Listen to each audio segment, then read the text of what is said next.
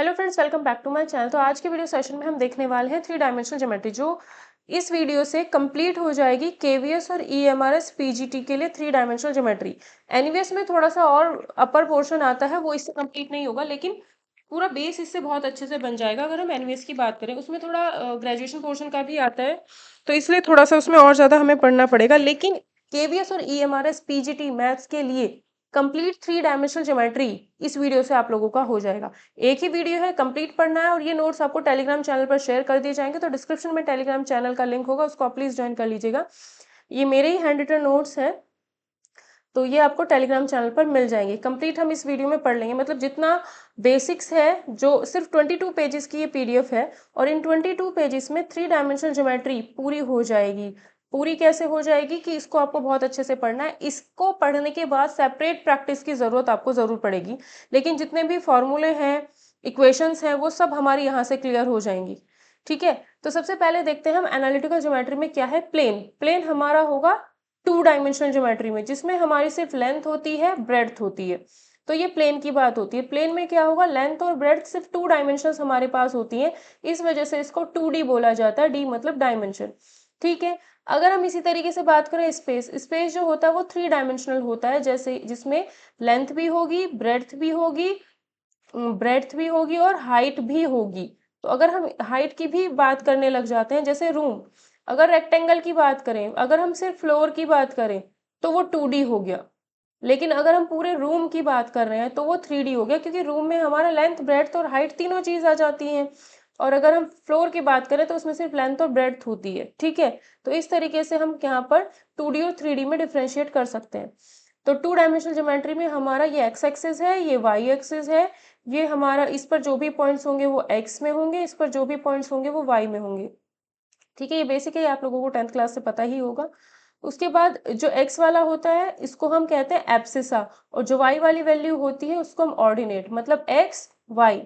ये जो है किसी भी पॉइंट को शो करने के लिए होता है, किसी भी पॉइंट को 2D या 3D, 2D में शो करने के लिए होता है, 3D में नहीं। किसी भी पॉइंट को अगर हम 2D में शो करना चाहते हैं, तो ये चीज हमारी होती है।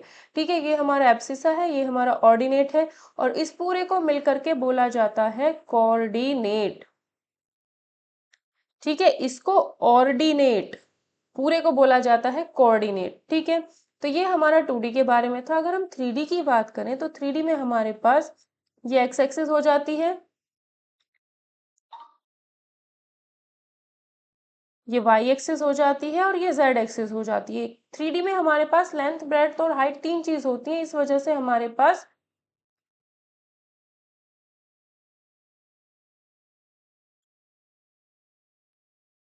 तीन एक्सिस होती है।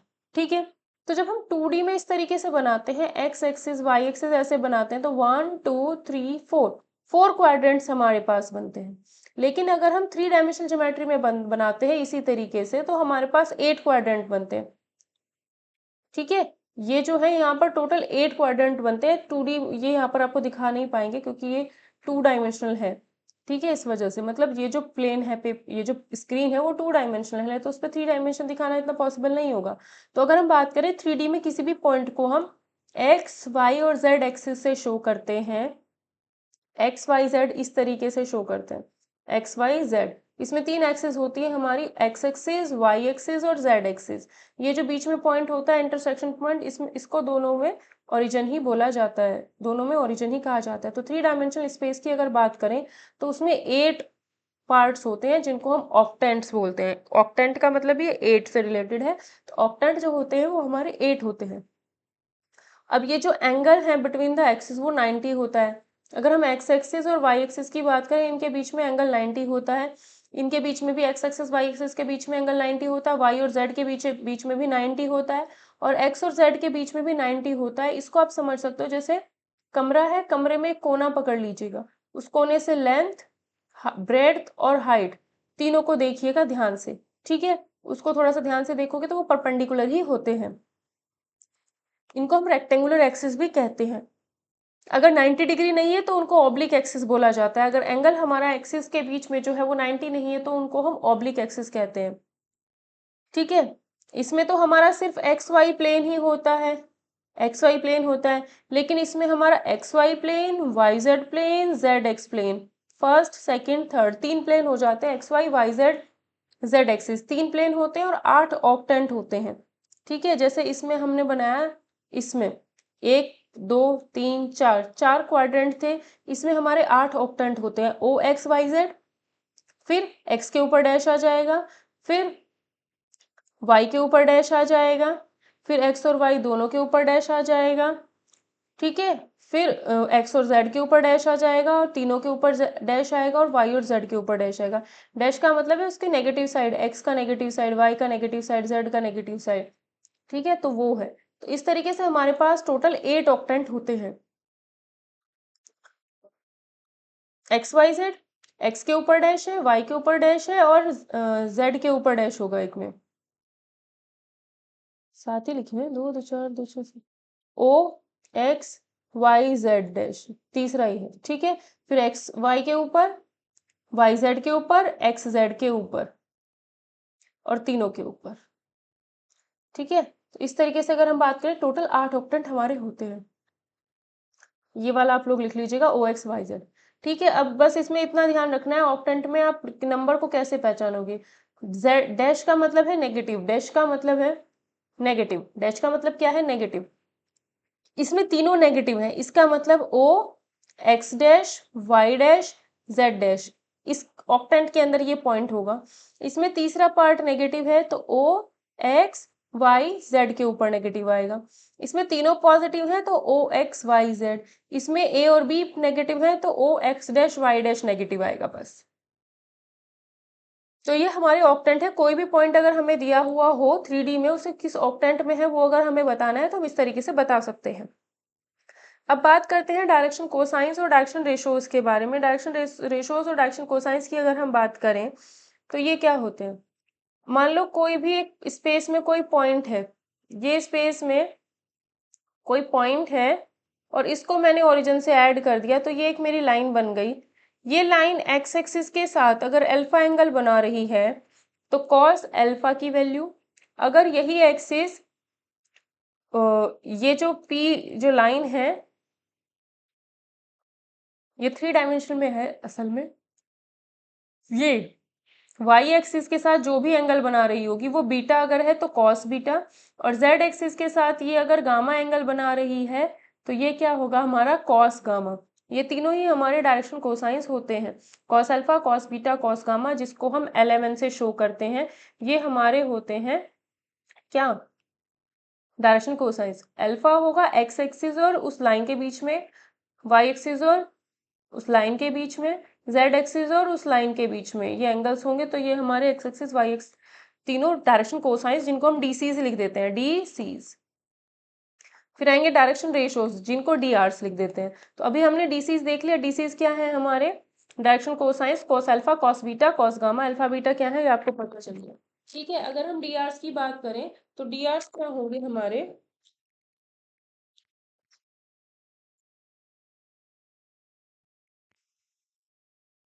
डीआरस जो होंगे वो हमारे इन्हीं से ही, मतलब डीआरस हमारे शो किए जा रहे हैं ABC से, something into L, something into M, something into N, और समथिंग तीनों जगह पे सेम होगा।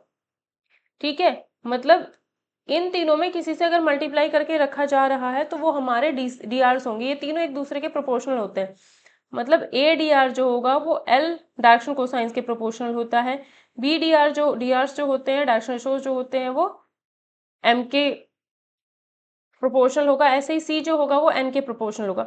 तो ये डायरेक्शन रेशोज जो होते हैं डायरेक्शन कोसाइंस के प्रोपोर्शनल होते हैं, डायरेक्शन रेशोज जो होते हैं वो डायरेक्शन कोसाइंस के प्रोपोर्शनल होते हैं। तो ए जब एल के प्रोपोर्शनल है तो इस प्रोपोर्शनैलिटी को अगर हम हटाएंगे तो ए प्रोपोर्शनल अगर एल है, प्रोपोर्शनैलिटी को अगर हम हटाएंगे तो A is equals to lambda into L आएगा।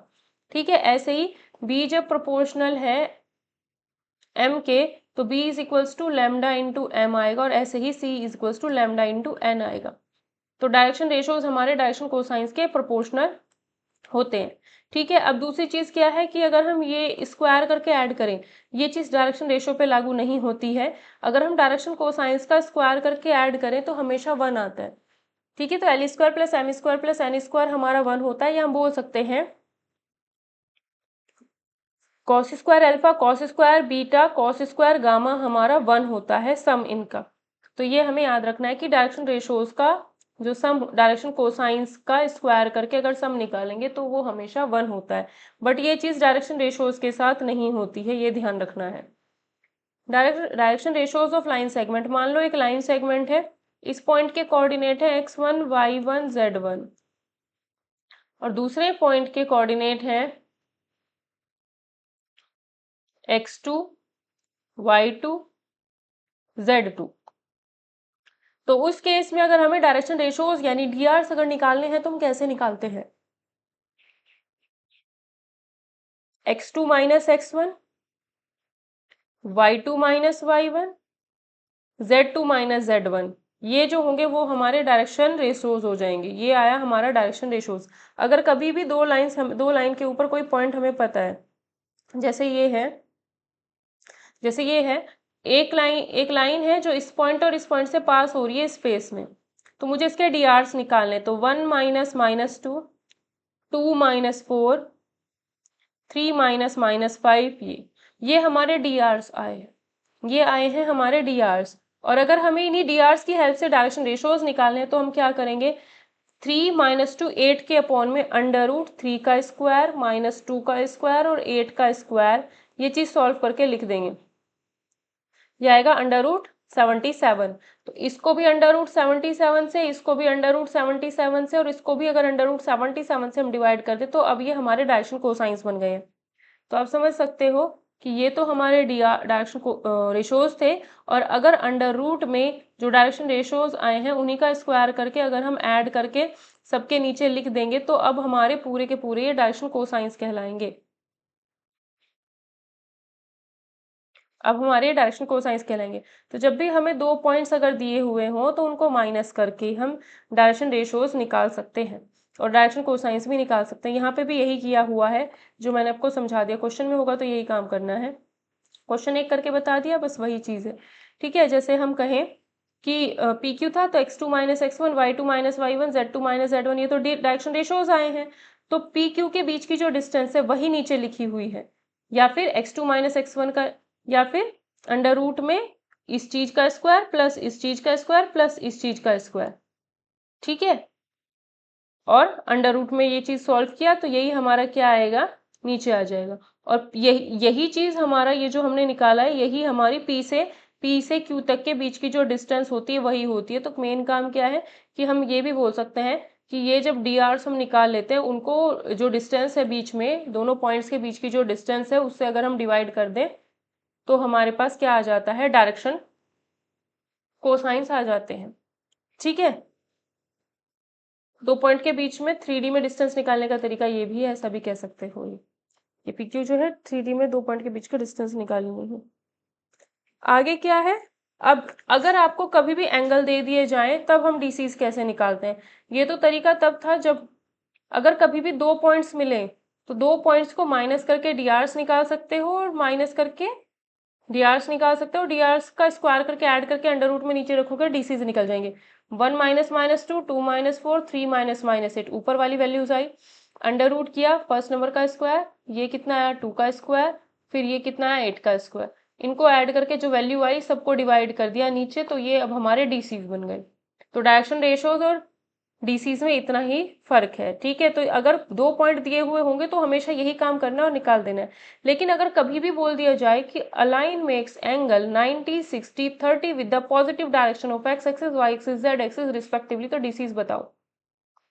ये वही बात हो गई कि ये कोई लाइन है, ये एक्स एक्सिस के साथ अगर 90 डिग्री है, वाई एक्सिस के साथ अगर ये 60 बना रही है, जेड एक्सिस के साथ अगर 30 बना रही है, तो डीसीज क्या होते थे, cos alpha, cos beta, cos gamma.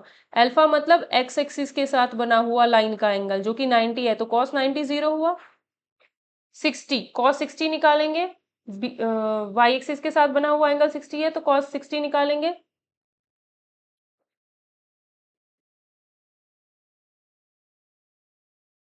One by two cos 30 निकालेंगे √3/2। तो अगर हमें कभी भी एंगल्स दिए गए होंगे इस तरीके से तो हम डीसीज ऐसे निकाल सकते हैं।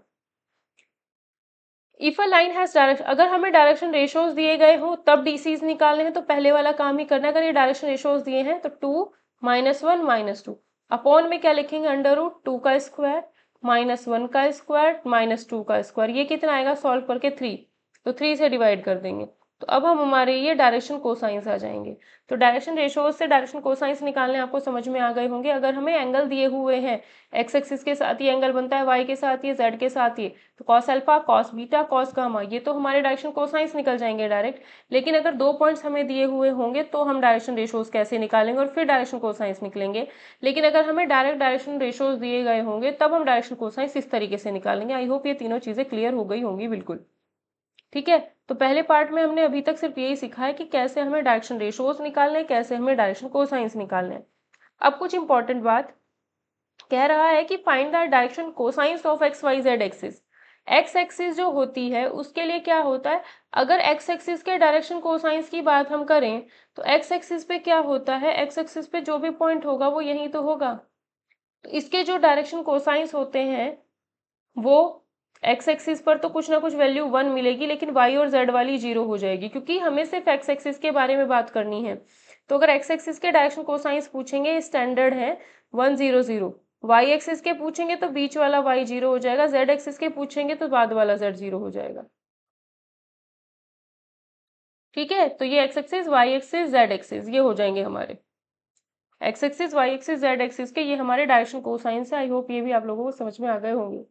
Show that the points are collinear, अगर पॉइंट्स आर कोलिनियर है शो करने के लिए तो नहीं आएगा, लेकिन इससे कॉन्सेप्ट कुछ समझ में आ जाएगा कि अगर हमारे पास ए है, बी है, सी है, 3 पॉइंट्स, और ये तीनों पॉइंट अगर ए एक ही लाइन में है, अगर तीनों पॉइंट एक ही लाइन में है तो क्या होगा, हम पहले क्या करते हैं ए और बी को लेते हैं, तो ए और बी के डायरेक्शन रेशोज निकालते हैं। ठीक है, तो 1 -2 -2 -3 3 -4, तो ये हमारे डायरेक्शन रेशोज आए हैं। कितना आया सॉल्व करके, -1 -5 7।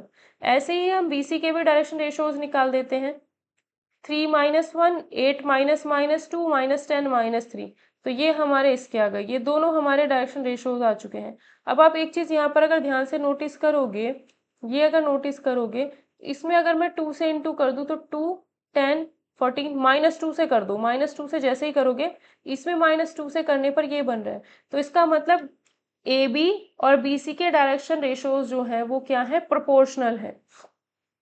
एक में मल्टीप्लाई किया -2 से तो दूसरे के बन गए, इसका मतलब ए बी और बी सी पैरेलल होंगी।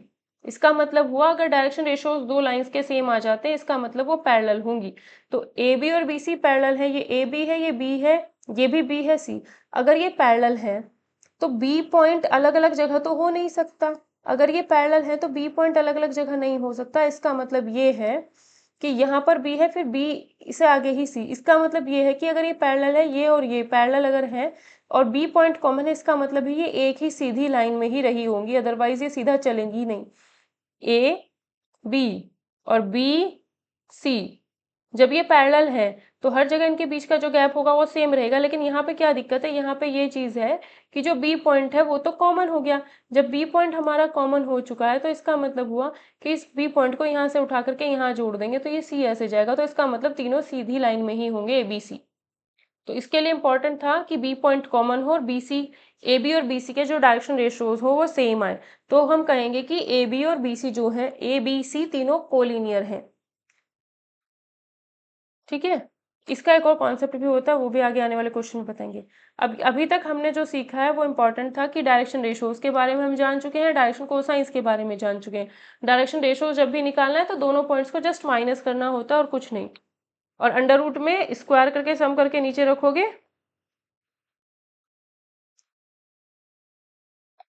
तो वो चीज जो होगी हमारी नीचे आ जाएगी।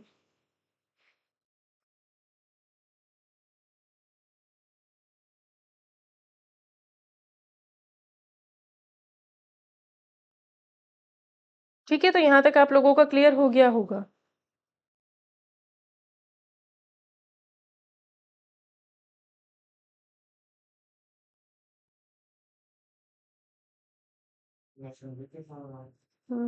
चुप रहा, थोड़ा क्लास ले रहे थे अभी।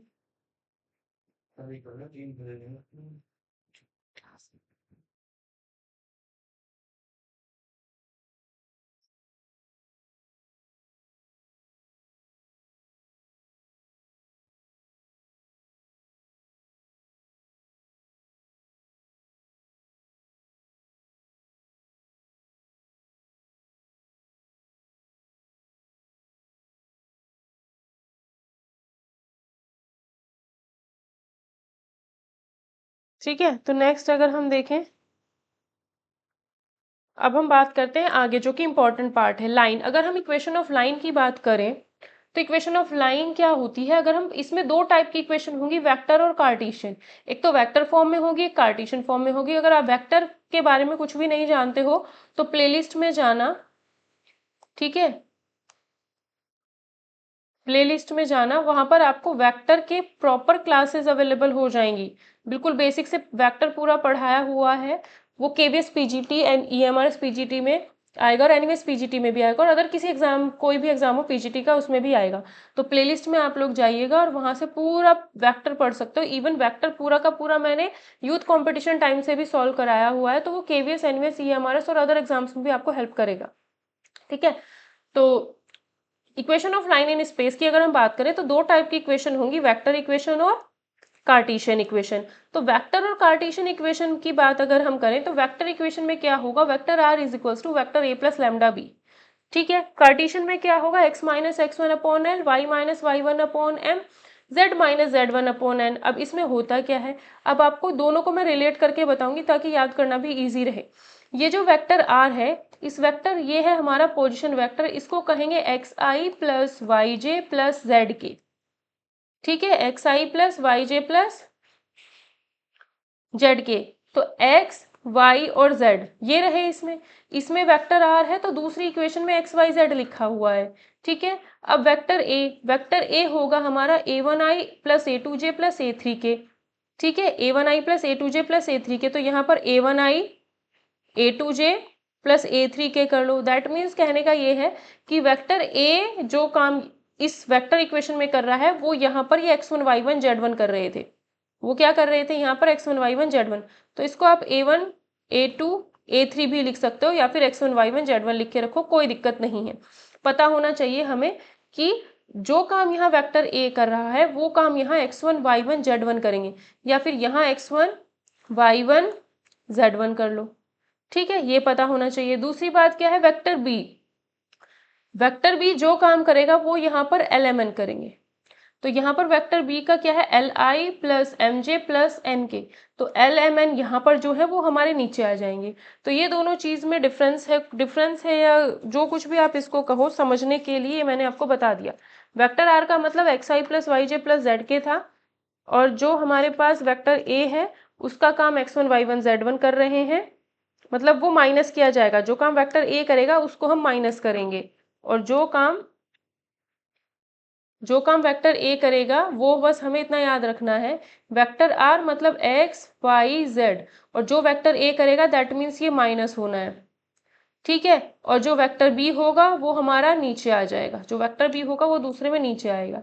इतना अगर याद हो जाए तो इजी हो जाएगा दोनों टाइप की क्वेश्चंस को लर्न करना।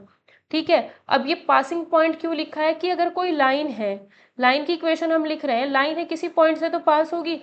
मान लो ये पॉइंट है तो इस पॉइंट के कोऑर्डिनेट मान लो 1 2 3 है, इस पॉइंट के कोऑर्डिनेट अगर 1 2 3 है तो यहाँ पर आप 1 2 3 लिखोगे, तो यहाँ पर 1 2 3 यहाँ आएगा। और vector B lambda as it is रहेगा, लैम्डा को कुछ नहीं करना है, लैम्डा यहाँ एज इट इज रहेगा। वेक्टर बी का मतलब है कि ये जो लाइन है किस दूसरी लाइन के पैरेलल है, या फिर सीधी सीधी बात करो कि वेक्टर बी का मतलब है जो लाइन हमें ये गिवन है, इस लाइन के कुछ ना कुछ डायरेक्शन रेशियोज होंगे।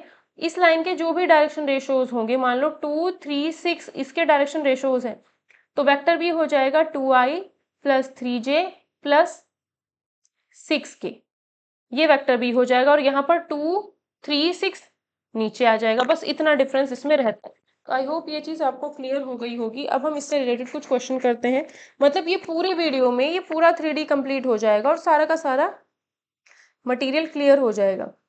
ये बाद में देखते हैं, पहले हम इससे रिलेटेड जो हमने अभी पढ़ा है ये क्वेश्चन कुछ इस तरीके से आएगा, find the vector and Cartesian equation, मतलब बेस है ये। पहले तो वेक्टर और कार्टेशियन इक्वेशन बतानी है। अब वेक्टर इक्वेशन पता है, vector R is equal to vector A plus lambda vector B पता है। वेक्टर आर का मतलब क्या है, वेक्टर इक्वेशन अगर लिखना चाह रहे हो तो ये चीज एज इट इज लिखनी है, vector R as it is ही रहेगा।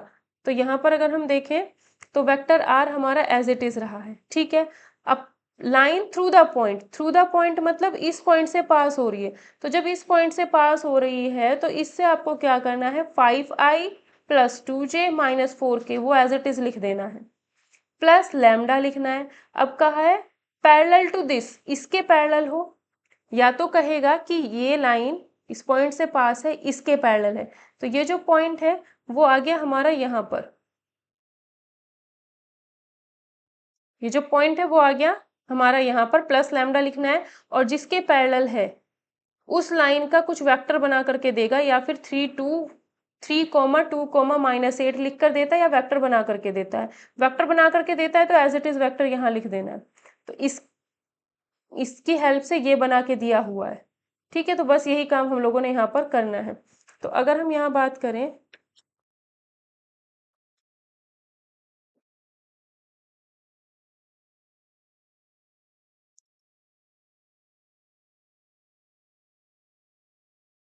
ठीक है, अगर हमें कभी भी वेक्टर इक्वेशन लिखनी है तो सिर्फ इतना सा काम करना है। देखो कुछ नहीं करना है, एक लाइन में आंसर है। Vector R is equals to vector A मतलब थ्रू द पॉइंट जिससे पास हो रहा है, 5i plus 2j plus minus 4k, -4 है तो प्लस -4k, प्लस लैम्डा, -4 था तो -4k डायरेक्ट लिख दिया, सबको ऐड ही तो करना है, प्लस लैम्डा।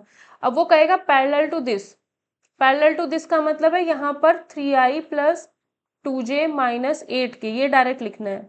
बस बन गई हमारी वेक्टर इक्वेशन।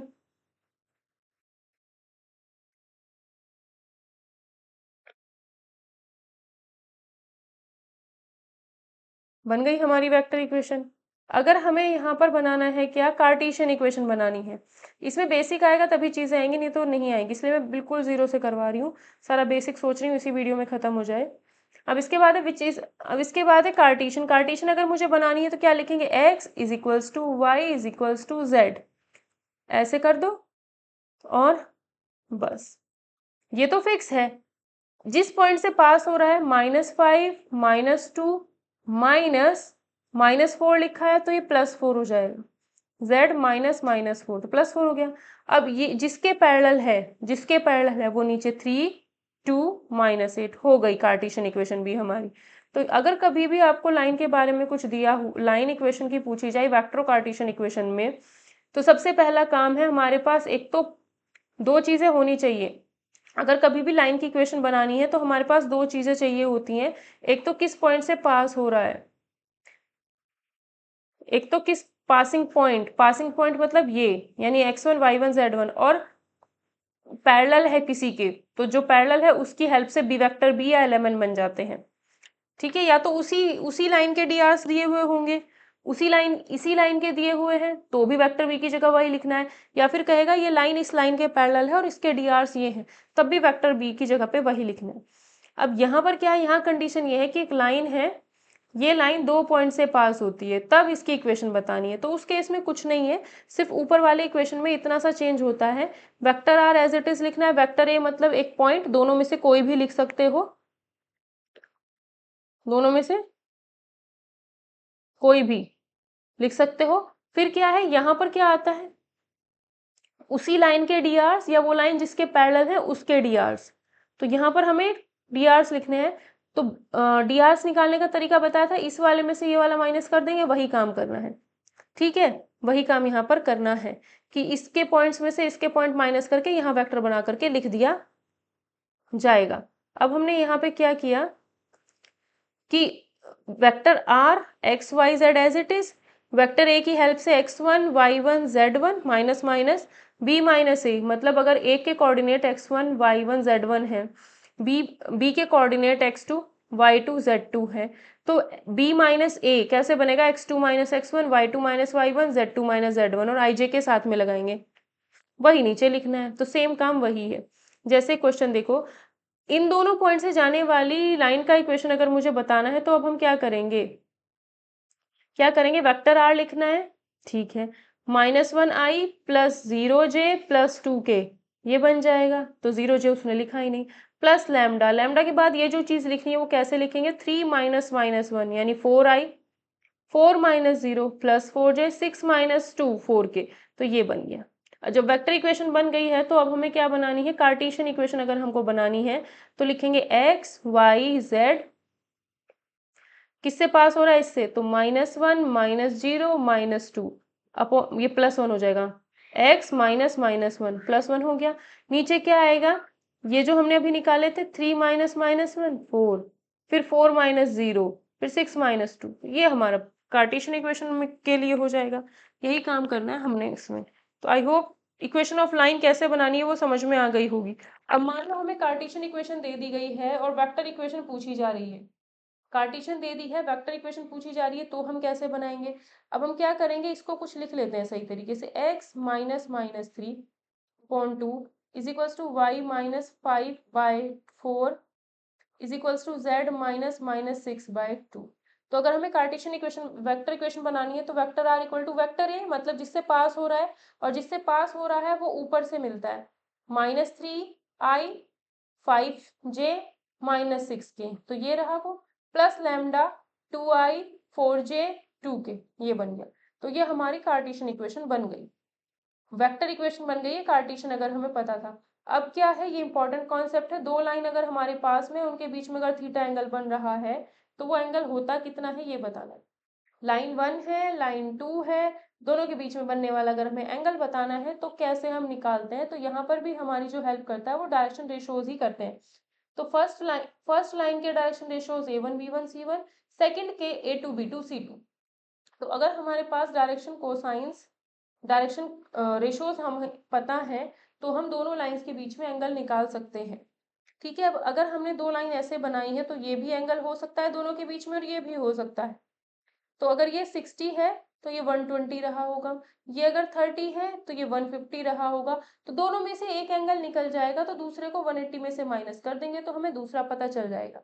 ठीक है, तो कंफ्यूजन नहीं होगा। अब ध्यान से देखना इसमें क्या होता है कि अगर कभी भी लाइंस के बीच में बनने वाला एंगल निकालना है तो डायरेक्शन रेशियोज हमको पता होने चाहिए, पहला काम ये है। कभी भी एंगल्स निकालने के लिए हमेशा दो लाइन के बीच में बनने वाला एंगल निकालने के लिए डायरेक्शन रेशियोज हमको पता होनी चाहिए। अब डायरेक्शन रेशियोज का तरीका मैं आपको बता रही हूँ क्या करना है। फर्स्ट लाइन के डीआर्स, सेकंड के डीआर्स पता है, a1 into a2, b1 into b2, c1 into c2, ये कर दिया। अपॉन में under root a1 square plus b1 square plus c1 square अपो into under root a2 square plus b2 square plus c2 square. ठीक है, तो cos theta equal to इतना आ जाएगा। तो मोड मोड लगाएंगे, मोड निकालने से बस यही होगा कि यहाँ से पॉजिटिव वैल्यू लेंगे, पॉजिटिव वैल्यू लेंगे तो हमारे पास जो एंगल की वैल्यू आएगी एक आएगी, मान लो 30 आ गई, तो दूसरा क्या हो जाएगा 180 माइनस 30, बस इतना काम हमने करना है। ठीक है, तो कभी भी एंगल्स निकालने तो डायरेक्शन रेशियोज पता होने चाहिए। Direction ratios of two lines, अगर हमें एल दिए गए हो, अगर हमें एल दिया है तो और इजी हो जाएगा।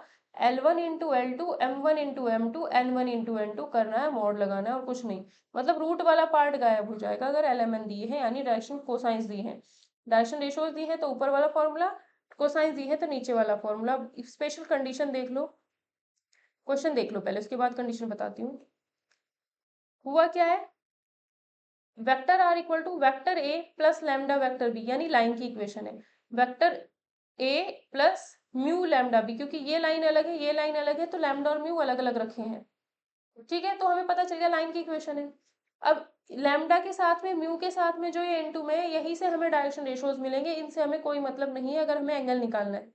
ठीक है, तो क्या होगा, यहाँ पे क्या है 1, 1 इंटू 3 3, 2 इंटू 2 4, 2 इंटू 6 12, अपॉन में ये डायरेक्शन रेशियोज है, 12 4 16, 16 3 19, ऊपर 19 अपॉन में अंडर रूट।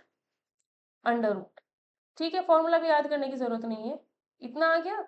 अब क्या करना है, ये जो तीनों है 1 प्लस 2 का 1 का स्क्वायर प्लस 2 का स्क्वायर प्लस 2 का स्क्वायर कितना होगा, ये अंडर रूट 9 आएगा। ऐसे ही इसके साथ अंडर रूट 3 का स्क्वायर प्लस 2 का स्क्वायर प्लस 6 का स्क्वायर 49 आएगा। सॉल्व कर लो, 19/3 यहाँ से आएगा, 7 यहाँ से 21। तो हमारे पास जो एंगल आया है थीटा वो इतना आ जाएगा। पॉजिटिव वैल्यू लेनी है इसकी क्योंकि यहाँ मोड होता है, इस वजह से मोड है, इस वजह से। तो थीटा इज इक्वल्स टू आ जाएगा cos इनवर्स 19/21। यहाँ पर हमें एंगल 30 40 ऐसे कुछ नहीं मिल पाया है, लेकिन एंगल की वैल्यू जो आई है cos इनवर्स आई है। तो इस केस में आंसर हमारा ये हो जाएगा। तो अगर लाइन की इक्वेशन हमको दी हुई है तो बस इनका काम है एंगल निकालने में। ठीक है, ठीक है। अब यहाँ पर कुछ कंडीशन दी हुई है, ये देख लो। अगर दोनों लाइन परपेंडिकुलर होंगी दैट मीन्स दोनों के बीच में, एक लाइन ये है दूसरी ये है, बीच में अगर एंगल 90 है तो दोनों परपेंडिकुलर। ठीक है, और अगर दोनों लाइन पैरेलल होंगी तो बीच में एंगल 0। दो केस हमने याद करने हैं। अगर कभी भी दो लाइन जो होंगी वो परपेंडिकुलर होंगी तो ये कंडीशन हो जाएंगी, मतलब ये जो चीज है अगर परपेंडिकुलर होंगी दोनों लाइंस तो ये चीज 0 आएगी हमेशा, ये चीज 0 आएगी हमेशा अगर परपेंडिकुलर होंगी। ठीक है, अगर परपेंडिकुलर होंगी तो 0 आएंगी। और जब भी दो लाइंस पैरेलल होती हैं तो डी आर जो आते हैं रेशो में आते हैं, जैसे भी पीछे क्वेश्चन किया था उसमें शायद 257 ऐसे कुछ था। ठीक है, जैसे दो लाइन जब पैरेलल होती हैं तो डी आर्स क्या आते थे, दो लाइंस अगर पैरेलल होती थी तो डी आर्स किस में आते थे, रेशो में, प्रोपोर्शनल आते थे। अगर दो लाइन पैरेलल होती हैं तो डी आर्स हमारे प्रोपोर्शनल आते हैं।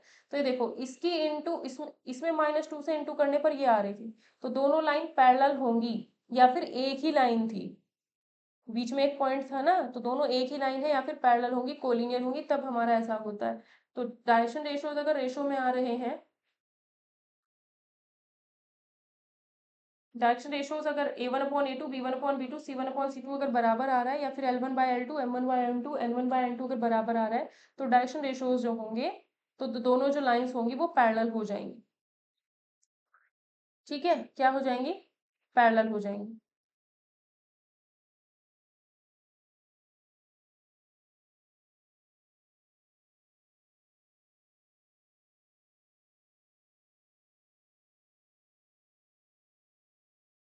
ठीक है, इसके बाद देखते हैं एंगल बिटवीन द लाइंस, अगर हमें क्या दिया हुआ हो।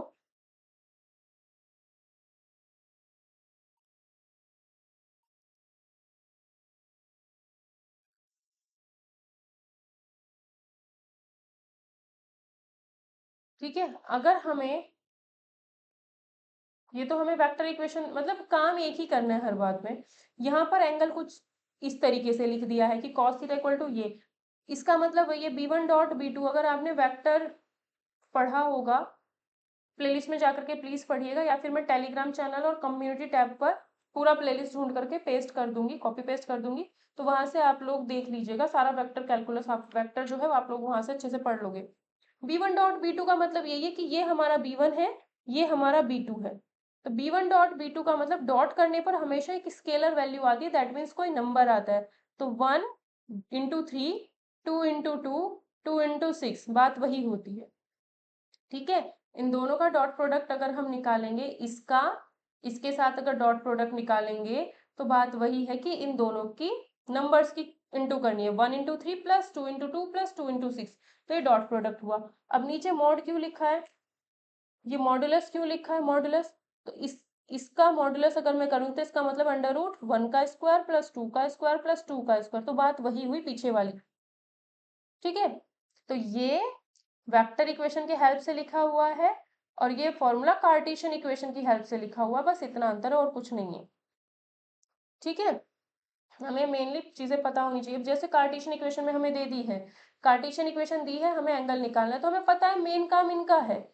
और वेक्टर इक्वेशन में इन्हीं से ही b1 b2 बनते थे। तो क्या करना है, 3 × 1 5 × 1 4 × 2, ये कर लिया, कितना आया, 16 आया। अपॉन में √में 3² 5² 4², ये रहे, 1² 1² 2², ये रहे। सॉल्व किया, इतना आया। इसे और थोड़ा सा सॉल्व कर लेना तो 8/√25 × 3 आएगा। ठीक है, यानी सॉल्व करके हमारे पास आ जाएगा cos थीटा इतना, तो थीटा की वैल्यू आएगी cos इनवर्स 8√3/15। ठीक है, आई होप ये चीज आपको क्लियर हो गई होगी कि कैसे हम दो लाइंस के बीच में जो एंगल होता है वो निकाल देते हैं। अब अगर शॉर्टेस्ट डिस्टेंस पूछ ली जाए दो लाइंस के बीच में, इसके ऊपर मैं एक फिर प्रैक्टिस पूरा सेशन लेकर के आऊंगी, जिससे आपको जो चीजें बचती होंगी वो भी सारी बहुत अच्छे से क्लियर हो जाएंगी।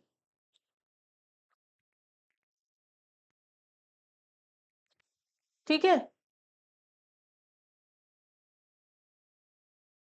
ठीक, एक सेकेंड जरा मैं इसको जरा चार्जर हटा देती हूँ।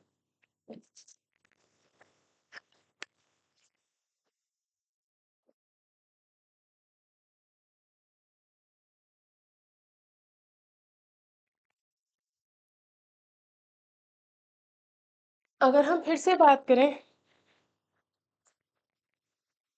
Shortest distance between the lines, shortest distance between the lines का मतलब क्या है? सबसे पहली बात है, एक लाइन है, एक लाइन है, इनके बीच में ये डिस्टेंस भी हो सकती है, ये भी हो सकती है, ये भी हो सकती है, ये भी हो सकती है, ये भी हो सकती है, ये भी हो सकती है, ये भी हो सकती है, ये भी।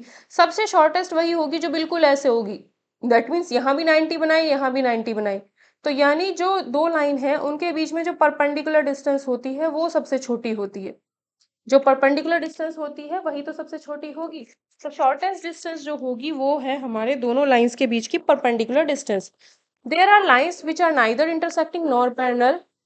स्पेस में बहुत सारी लाइन ऐसे होती हैं, जैसे आप अपने हाथ में पेन ले लो, इस तरीके से रखना पेन को, ठीक है, दो पेन तो स्पेस में है, वो ना एक दूसरे को कट करेंगी ना ही पैरेलल होंगी।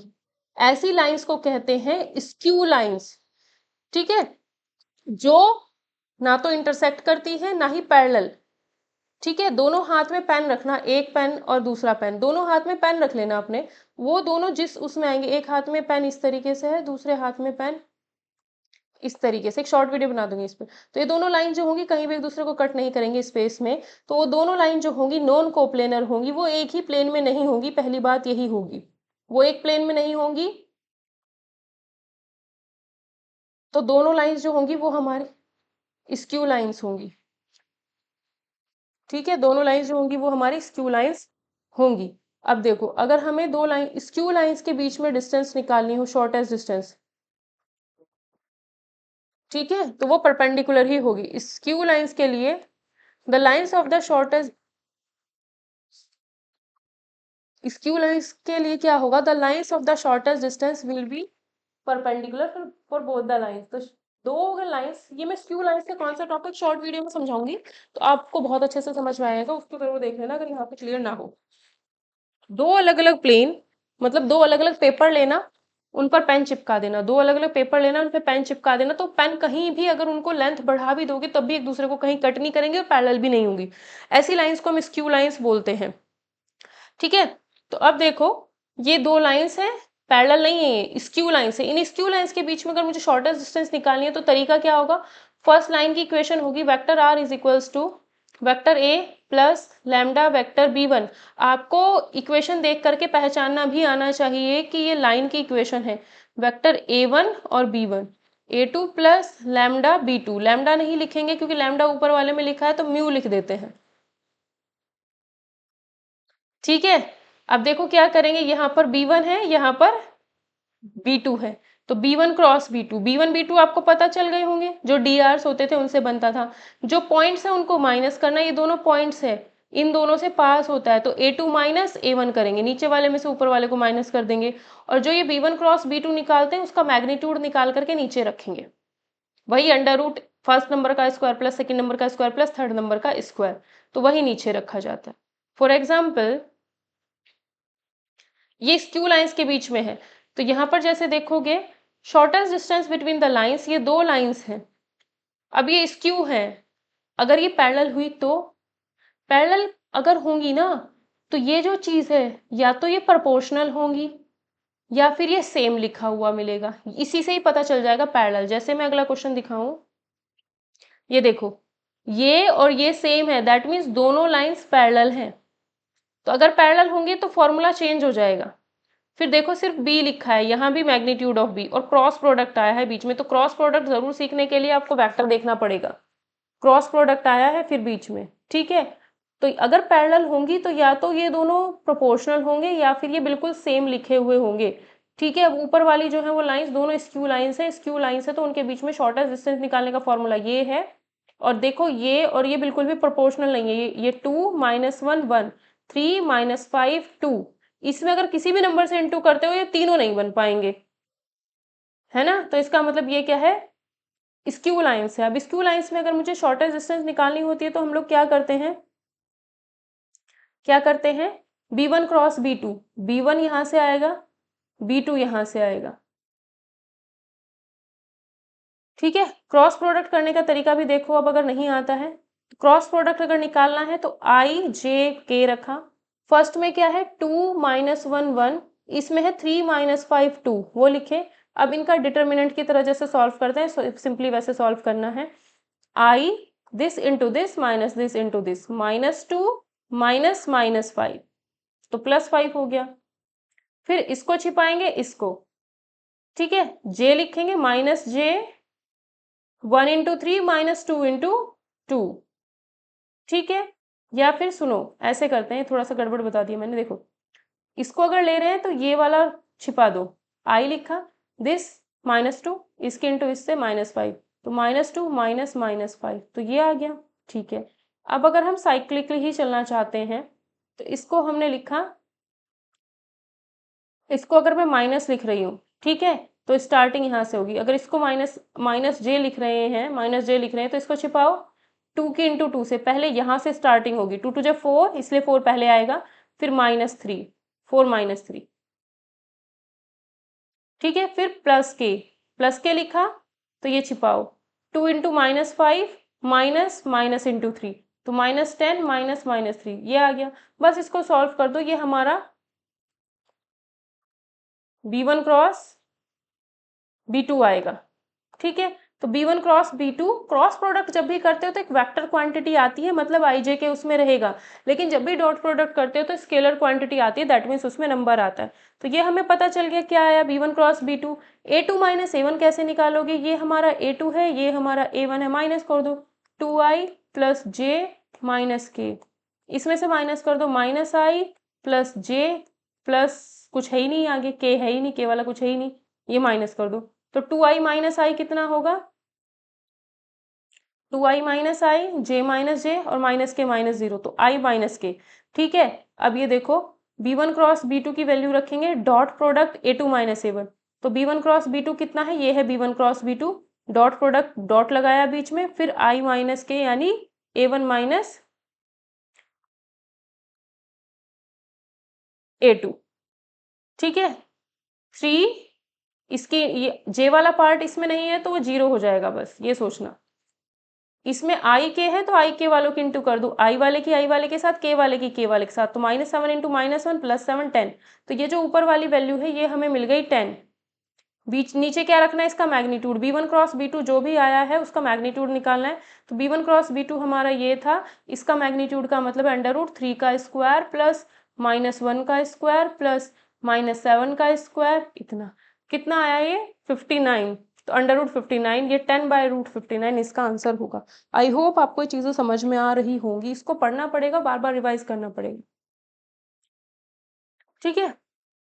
अगर हम पैरेलल वाला देखें तो ये था, देखो अब मैं आपको एक सजेशन दूंगी कि जब भी कभी shortest distance between the lines निकालनी हो तो यही मेथड यूज करना, इसको लिखोगे तो बहुत बड़ा सा हो जाएगा और याद करना भी पॉसिबल नहीं होगा। अगर कार्टेशियन प्रोडक्ट में लिखा हुआ है तो उससे भी पहचान लो कि A1 B1 C1 A2 B2 C2 क्या थे। अगर हमारी कोई भी इक्वेशन x-1/3 y-1/2 z-2/3 मान लो ऐसे कोई इक्वेशन है, तो जो नीचे वाले नंबर्स हैं वो हमारे दोनों इक्वेशन में, जो नीचे वाले नंबर है वो यहाँ लिखे जाएंगे, और जो ये हैं ये तो दो इक्वेशन में होंगे, उनको माइनस करके ऊपर लिखेंगे, मतलब ये है, पता नहीं इसका एग्जाम्पल कराया है इन्होंने, नहीं किया क्योंकि उसको हम लोग यूज नहीं करते ज्यादातर। जैसे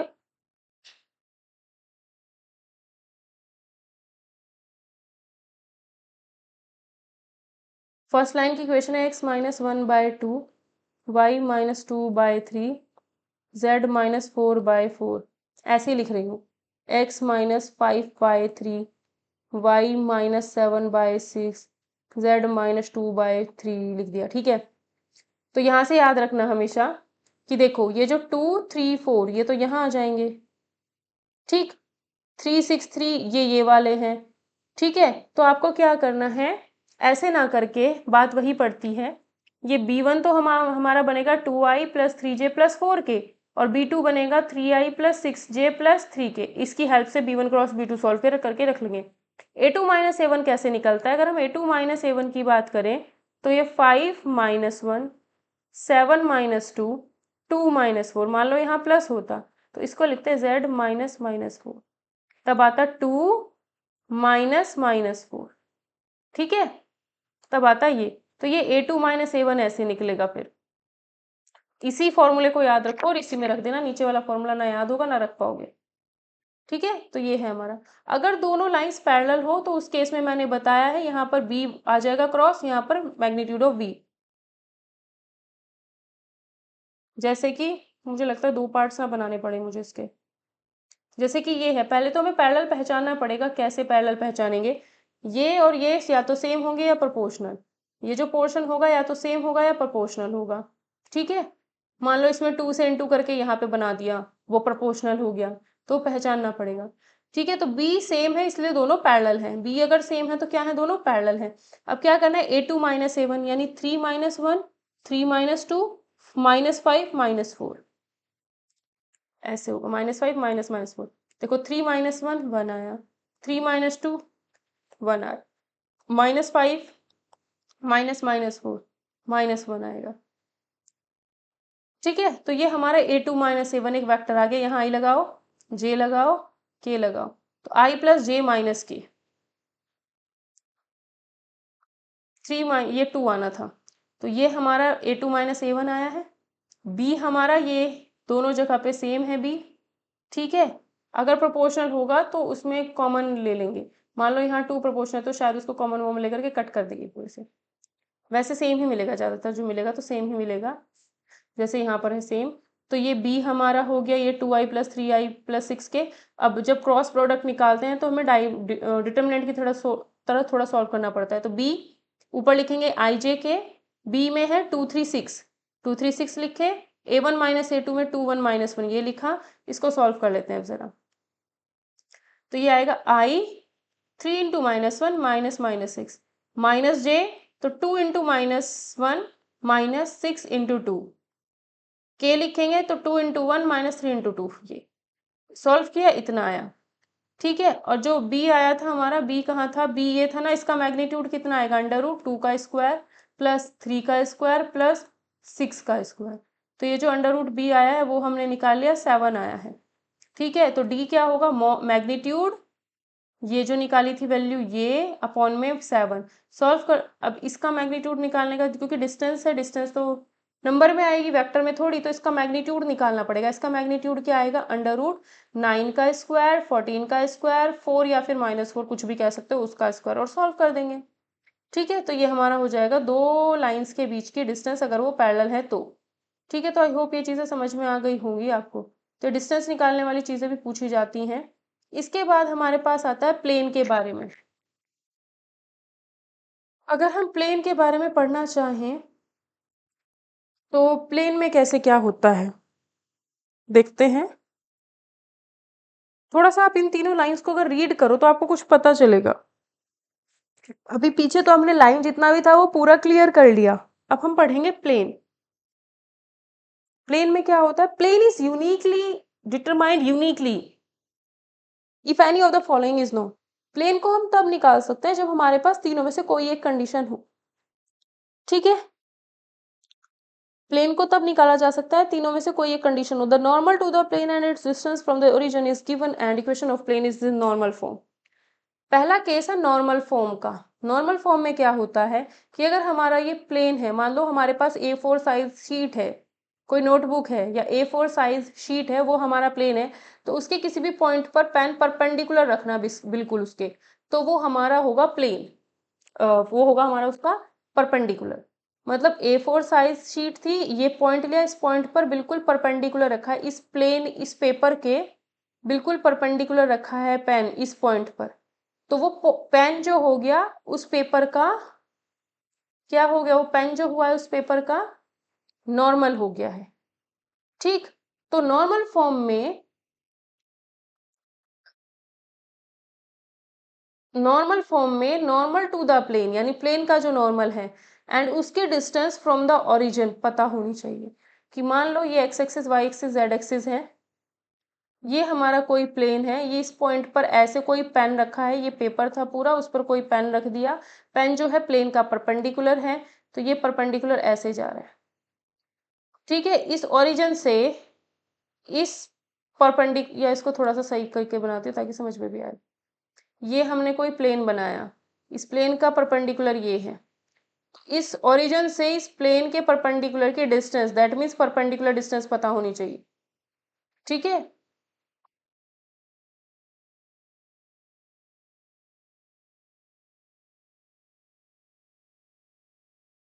ठीक है।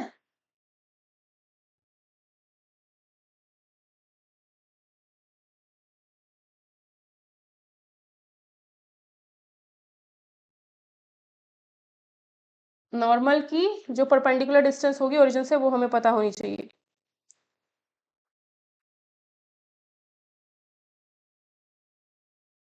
ठीक, एक कंडीशन तो ये है। मुझे इसमें थोड़ा सा डाउट हो गया अभी जरा, एक सेकेंड। चलो पढ़ते पढ़ते वो डाउट आपका क्लियर कर दूंगी। It passes through the point, जो हमारा प्लेन है उसके ऊपर अगर कोई पॉइंट है तो वो पॉइंट पता हो, and is perpendicular to a given direction.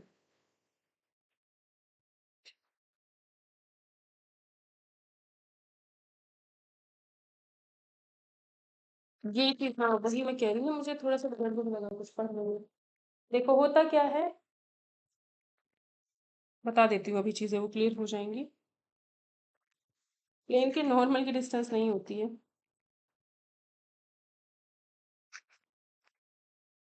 ठीक है, देखो, अगर कोई प्लेन तीन नॉन कोलिनियर पॉइंट से, एक पॉइंट है, दूसरा पॉइंट है, तीसरा, ये तीनों एक लाइन में नहीं होने चाहिए। अगर इन तीनों पॉइंट के कोऑर्डिनेट पता है हमें, इन तीनों पॉइंट के कोऑर्डिनेट पता है, तब भी हम किसी भी प्लेन की इक्वेशन बना सकते हैं। ठीक, एक कंडीशन तो ये है कि थ्री नॉन कोलिनियर पॉइंट्स पता हो। दूसरी ये है कि जो प्लेन है उसके ऊपर कोई पॉइंट पता हो, plane passes through the point and plane is perpendicular to given direction. और एक डायरेक्शन दी गई हो कि प्लेन जो है, ये प्लेन जो है इस पर गिवन डायरेक्शन के परपेंडिकुलर है। ठीक है, प्लेन जो है, कहने का मतलब ये है कि ये हमारा अगर प्लेन है तो ये इसका एक पॉइंट पता हो, और इस प्लेन के ऊपर प्लेन जो है इस लाइन के पैरेलल है, तो जो इस लाइन के डीआरस होंगे वही इस प्लेन के लिए, it passes through a point and is perpendicular to given direction. ये जो प्लेन है किसी डायरेक्शन के परपेंडिकुलर, किसी लाइन के परपेंडिकुलर होना चाहिए, वो चीज पता हो। ठीक है, क्योंकि होता क्या है देखो, अब हमने लाइन के डायरेक्शन, अभी बिल्कुल क्लियर हो जाएगा, हमने लाइन के डायरेक्शन रेशियोज तो पढ़े हैं, लेकिन जब हम प्लेन की इक्वेशन लिखते हैं, जैसे कि हमारे पास ये प्लेन की इक्वेशन लिखी है, तो इस प्लेन की इक्वेशन में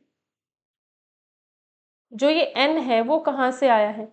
प्लेन की इक्वेशन अगर ये है तो ये जो n है वो कहाँ से आया वो मैं आपको बता देती हूँ। अगर ये प्लेन है तो प्लेन के इस पॉइंट पर जो मैंने पेन रखा है वो पेन है मेरा नॉर्मल, उस नॉर्मल के जो डायरेक्शन रेशोज होंगे वो यहाँ यूज होंगे। ठीक है, वो यहाँ यूज होंगे।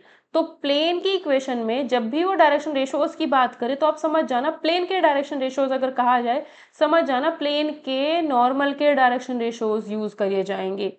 प्लेन, क्योंकि डायरेक्शन रेशोज तो लाइन के होते हैं, तो प्लेन के ऊपर अगर मैंने ये कोई पेन रख दिया है इस पॉइंट पर, वो पेन प्लेन के ऊपर बिल्कुल 90 डिग्री बना रहा है, प्लेन के ऊपर पेन जो है परपेंडिकुलर रखा है, तो उस पेन के या फिर उस लाइन के जो डायरेक्शन रेशोज होंगे वो प्लेन की इक्वेशन में यूज होते हैं, एन जो लिखा है ये वो हो।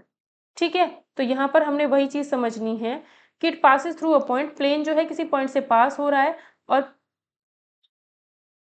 जो प्लेन है वो किसी इस पॉइंट से पास हो रहा है, और प्लेन के ऊपर कोई पेन ऐसे रखा है, तो वो पेन जो हो गया प्लेन का परपेंडिकुलर हो गया, तो उस परपेंडिकुलर के डीआरस पता होने चाहिए। ठीक है, डीआरस मतलब गिवन डायरेक्शन समझ जाना। ऐसे ही इसमें कि नॉर्मल टू द प्लेन, कि अगर कोई प्लेन है, प्लेन का नॉर्मल और प्लेन की ओरिजिन से जो डिस्टेंस हो वो पता हो, प्लेन की ओरिजिन से डिस्टेंस हो वो पता हो, और प्लेन का जो नॉर्मल है वो, प्लेन के ऊपर पेन कोई रखा है वो पेन परपेंडिकुलर है वो पता हो, और प्लेन का जो नॉर्मल डिस्टेंस है, प्लेन की जो डिस्टेंस है वो हमें पता होनी चाहिए ओरिजिन से। ठीक है, ये ओरिजिन है, ओरिजिन से इस प्लेन की परपेंडिकुलर डिस्टेंस हमें पता होनी चाहिए। अब देखना जरा क्या करेंगे हम। पहली इक्वेशन जो है वो क्या है, ये है वेक्टर इक्वेशन, और कार्टेशियन इक्वेशन ये होती है। अब एलएमएन आपको पता है कोसाइंस होते हैं, किसके डायरेक्शन कोसाइंस होते हैं, लाइन के, और ये लाइन क्या होगी, प्लेन के परपेंडिकुलर लाइन होगी, उसके डायरेक्शन कोसाइंस हम एलएमएन रखेंगे। एक्स वाई जेड ऐसे ही रहेगा। ठीक है, और इस लाइन के जो डीआरस होंगे, डायरेक्शन कोसाइंस होंगे, डीआरस नहीं, इसके लाइन के जो डायरेक्शन कोसाइंस होंगे, उन्हीं की हेल्प से ये एन कैप बनेगा। उनकी ही हेल्प से ये एन कैप भी बनेगा, और वेक्टर आर वही एक्स आई प्लस वाई जे प्लस जेड के, और डी डी जो होगी वो प्लेन की डिस्टेंस हो जाएगी, कहाँ से, ओरिजिन से, प्लेन की डिस्टेंस फ्रॉम ओरिजिन।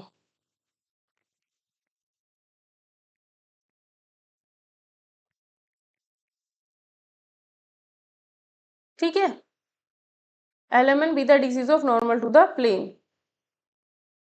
क्वेश्चन है क्या कुछ?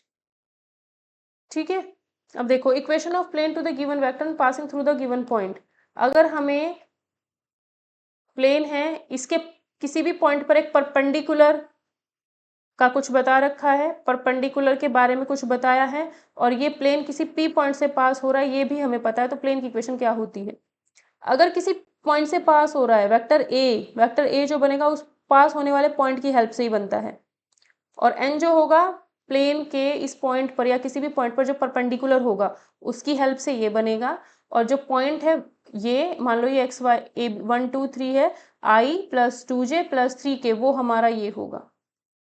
ये वेक्टर इक्वेशन हो गया। कार्टेशियन की अगर हम बात करें तो देखो एक्स वाई जेड में से वो पॉइंट माइनस होगा, तो एक्स वाई जेड में से x1, वाई में से y1, जेड में से z1 माइनस हो रहा है, और इसके जो डायरेक्शन रेशियोज हैं वो मान लो ए आई प्लस बी जे प्लस सी के अगर है, अगर वेक्टर एन के जो वेक्टर एन जो है वो ऐसे लिखा है ए आई प्लस बी जे प्लस सी के, तो ये ए बी सी ऐसे इनटू में आएंगे।